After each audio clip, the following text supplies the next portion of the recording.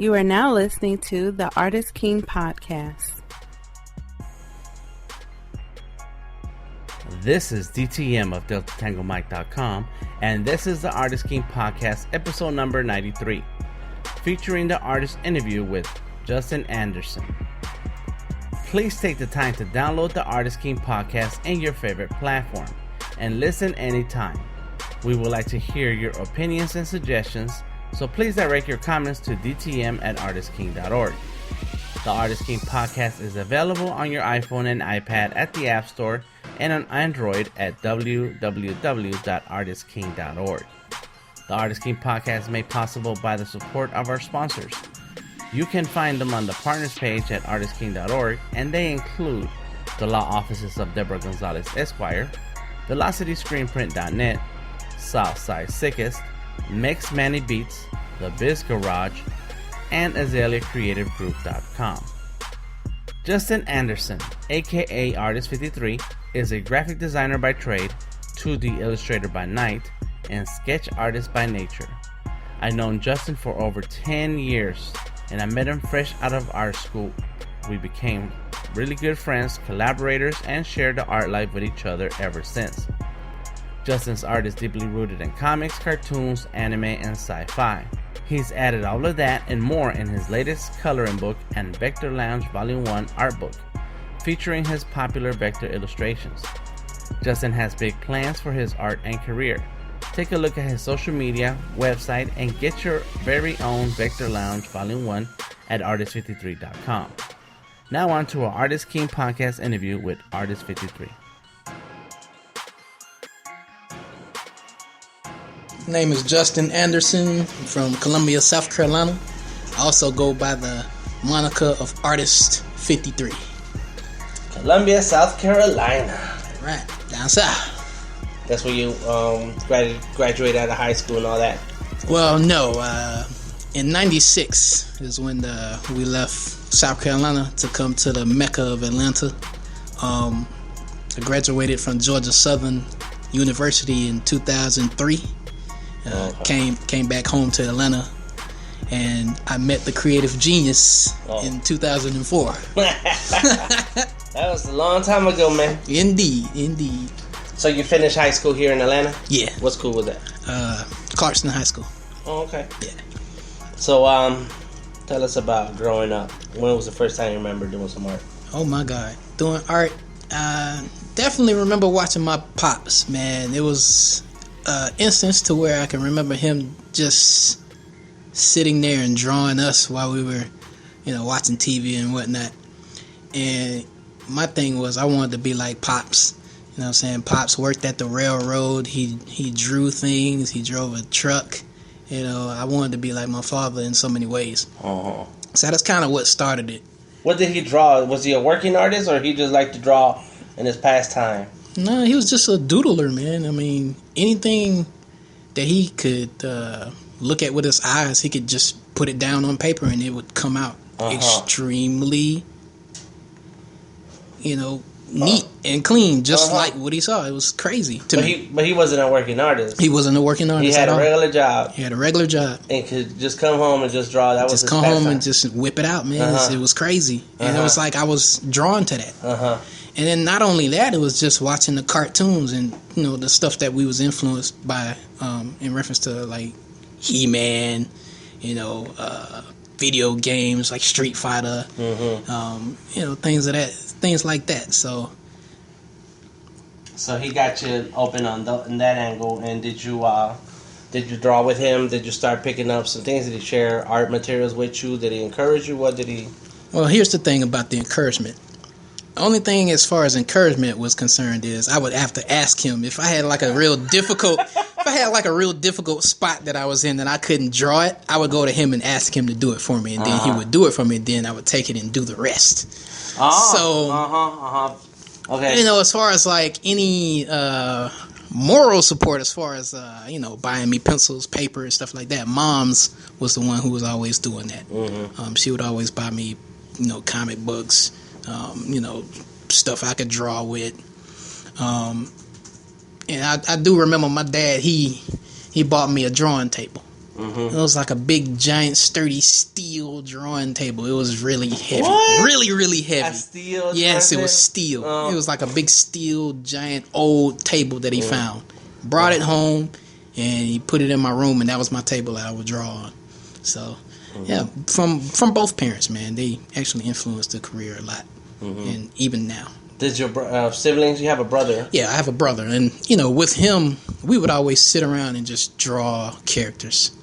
I don't remember them exactly, but I do remember us drawing some kind of bears, and it was they were like superheroes.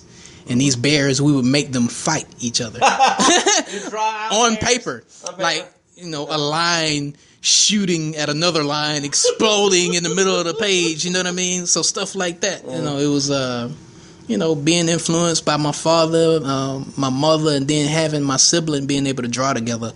So it kind of culminated with that. So. And did your brother continue drawing? Did he the same way as you drawing today, or does he do it for fun or anything? Oh, my brother, he does it for fun, but he doesn't do it for a living like I do. Okay. So. So growing up, you see your dad drawing, so you draw. You draw with your brother for fun. Your mom encourages you. Do you take art classes when you're in middle school, high school? No. Do you enter competitions? Do you tell the world you can draw? No competitions. Exhibits? In several classes, there were opportunities I can remember, like being in South Carolina, we had a class where we were doing a project to appear in an ad, where we had to do a ad for a bookstore. And I remember having to draw out a little logo for the book with eyeglasses on top of the book and making that as an ad. And that was kind of stuck out to me because that was like the first instance of logo design to me. And I remember that. And being able to, draw, like, for instance, the Ninja Turtles for the first time was like an epiphany to me. I was like, wow, I can do this for real. And ever since then, it was almost like that was the start of it, For you? Yep, for me. Did you think that you're gonna grow up to be an artist? Designer? Oh yeah, that was the thing. Start so that you. Yeah, that was it. That was it for me. That was it for me. I wanted to draw for life. Because I knew I could do it. So did you come up with a plan on how to get to college? Did you research colleges? What was the next step? Man, I'm gonna be real with y'all. A lot of y'all artists, y'all really don't have to go to school. If you train yourself and learn your craft, you don't need school, because certain things they don't teach you. Like, for instance, when it comes to business sense, that's a lot that goes with having an art career. And even now, I'm still learning. So it's like me saying this to a younger generation is definitely beneficial in my eyes, because I didn't have that. I went to college just to learn how to draw comics better. That was it. But I came out of college learning new skills, picking up Illustrator, learning how to do vector graphics, doing websites. And I was like, hey, I can make money doing this when I get out of school. So that stuck. And I really wanted to help people because I knew I could do it. So you don't need to go to college, but it helped you because it opened up to other avenues on how to use your art. Yeah, it did. Showcasing a lot of range of, art genres out there. Ceramics, graphic design, printmaking, painting. Oh man, I sucked at painting. When I was in college, I had like a C in the class. I was terrible at doing colors. It was ridiculous. But I'm bad now. Yeah, but I'm way better now. Trust me. Okay. Still learning, but way better than I was in college. Okay. That was in 2004, people. So you went to college, Georgia Southern University. And you majored in what? I majored in art. Just art, general? Just art. Just do that? Yep, that was it. Of course, you had to take core classes, which sucked, but art was the mainstay. Right. It was funny because in the first few years of college, they make you take all those core classes, and you may see 1 or 2 art classes inside of that. But once all those core classes were out of the way, it was almost like nothing but A's and B's all on your, in the art, in your ending grades. So my GPA was really up there, So did you do any internships or take on jobs while you were in school? Did you get paid for your art? Were you selling art? What were you doing? Yep, I worked for a t-shirt company while I was in school. I did that for about a couple of months, and then after that, they shut down, and I went to work at CopyMax. Still doing the same thing in terms of graphic design, doing business cards, for customers who wanted custom designs because. I would talk them into it. Tell them, maybe you don't want to choose from the ready-made catalog. Maybe I could do something custom for you right here at the computer, which was right up my alley, man. So, it was almost like once I picked up the craft, it was almost like steady training along the lines of the craft in reference to jobs, experiences, and stuff like that. So you want to have that too. So you're working at a shirt place for 2 months. What other things are you doing? I was doing personal projects for school, just getting those ready for class and making sure I was meeting my assignments and just making a grade. Other than that, it was just me partying and living life. Partying and living life. Did you have a plan coming back to Atlanta that you were gonna look up for a certain job in certain places? Yeah. Did you do research? What was that process like? Well, the plan coming out of school was to just start my own freelance career. And straight out the gate, I went looking for graphic design jobs. And I ran into Vantage Point Studios where I met a la Dan the Man. Who do you know goes to a tattoo parlor with a suit and a tie? That was me. So straight, fresh out of college, with the eyes on the prize, I knew what I wanted to do, and I kind of had an idea of how to approach it. But once I got here and met people who were in the game that knew more than me, then, of course, that's when everything kind of culminated and came together. And it also helped that I had a mentor coming out the gate as well. Okay. This guy, his name is Ron Wortham. Man, I give so much thanks to this guy because he really started everything for me. Him alongside with my now wife Danielle. Ron would take me everywhere. Ron would fix people's computers. He would go to people's houses. Random people. People well off, people middle class. It didn't matter. I was always with him. And I was able to showcase my work, tell people what I did, and, gain clients from that. And that kept me fed for a long time. So. Nice. And all along, building your freelance, building your portfolio, building something to show people your skills and talent. Yep, indeed. And it's 10 years later. You said what year? 2004? 2004. So it's 11 years. Yep. Been on it. 11 years, nonstop.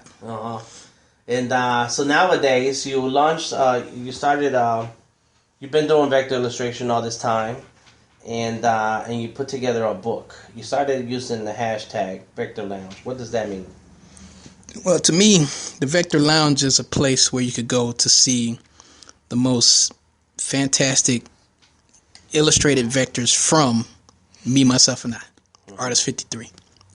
And I wanted to brand it the Vector Lounge because I was so heavy into it. I wanted to categorize every work that I put out as something. And so that's what kind of stuck. And I knew eventually I wanted to put something together so that everyone could have a piece of what I've done over the, last couple of years and whatnot. So it worked out. And so you picked out these pieces in particular. Was there a reason?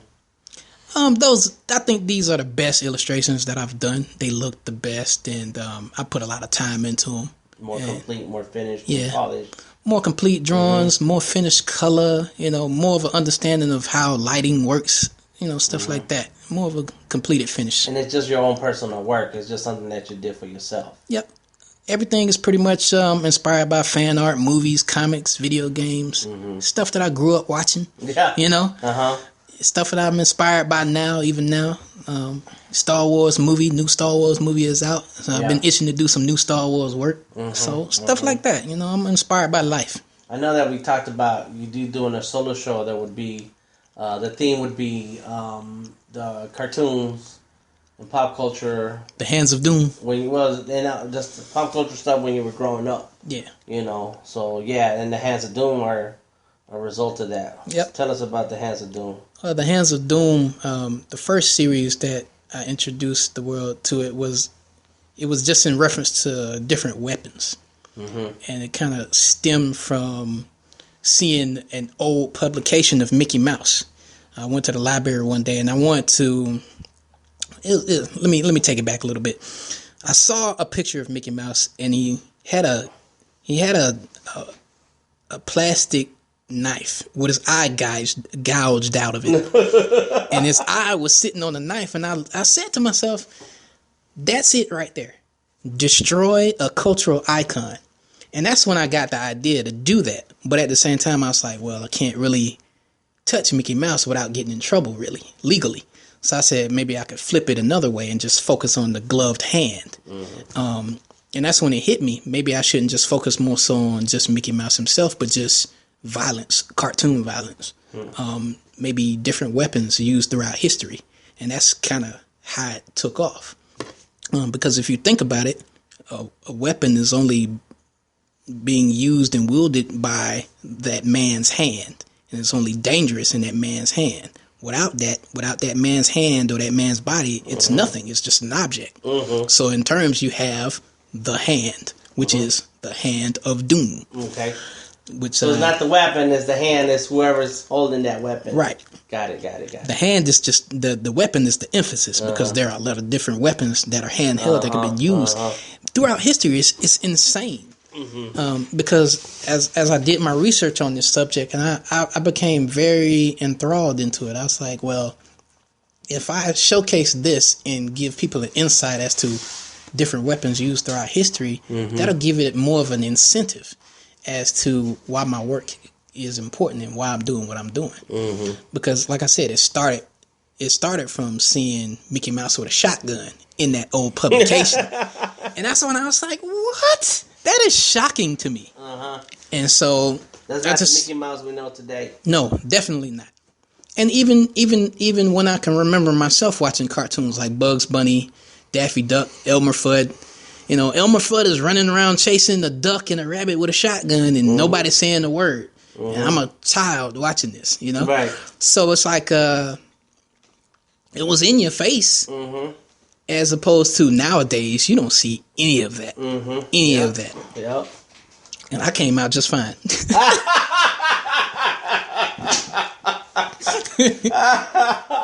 And that's the story you're going to stick with. Indeed. And so the Hands of Dooms, and so right now the Victor Lounge is a book that you have out. Mm-hmm. A 32-page art book. It's available. Full of illustrations that I've done personally. And then an upcoming projects will be the Hands of Doom eventually. Yes, I would like to do a solo show featuring the Hands of Doom paintings that I've done, and also another book. Mm-hmm. That's the plan. That's definitely the plan. And do you have other themes that you're gonna? Oh no, the question is the Hands of Doom. Are there a certain number that you know of that you're gonna create with the Hands of Doom? Because to be honest with you, the Hands of Doom is almost like an endless thing in a sense, because anything can be used as a weapon if you really think about it. Mm-hmm. But to me, to do the most impactful of weapons that people can recognize, and then go along with that and showcase that, and bring light to the history behind the weapon is something that I really want to focus on. Oh, okay. But other than that, there's another take on the way I could do these things. I don't want to give out too many secrets right now because, Yeah, I got you. We have biters out there. Well, and I will say this: I'm one of those biters. Yeah. Because I like that idea, and what I did, I started doing some hands with art materials. Mm-hmm. So I don't know if it's going to be called the hands of art, the hand of tools, art tools. But they're art, so it's a pencil, a marker, a paintbrush, and so on. Right. And I've done a couple of them, and I've tagged you, so let people know that I'm taking your idea. He's not biting. He's inspired people. There's a difference. Yeah. So I'm still letting people know where it comes from, But I like that whole idea. I like the gloved hand, and the Mickey Mouse look, and then put a tool on it. Mm-hmm. All right. So if people want to check out your work right now, where do we go online?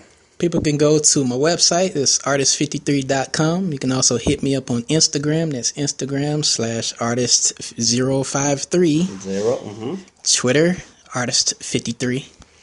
Awesome. And if you have some pieces of advice for up-and-coming artists, what are some of those? All right, I have several jewels I want to drop with y'all today.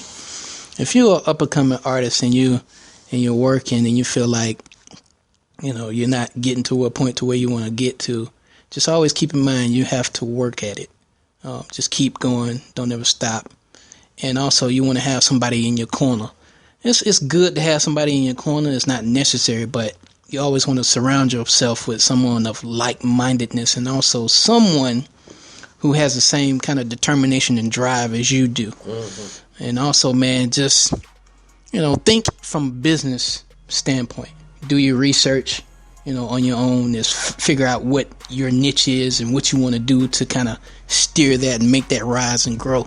And that's one thing you got to do for yourself, especially if you're going to be working for yourself and you don't want to work for anybody else like me. I don't want to work for nobody. But, you want to take necessary steps to make these things grow. Okay. Just try to immerse yourself in business as much as possible, not only in the technical sense of art, but in business as well. This has been your Artist King podcast, and I am DTM of DeltaTangoMike.com, telling you to get out and learn so you can earn. Let go of the starving artist title and move into the thriving artist art life.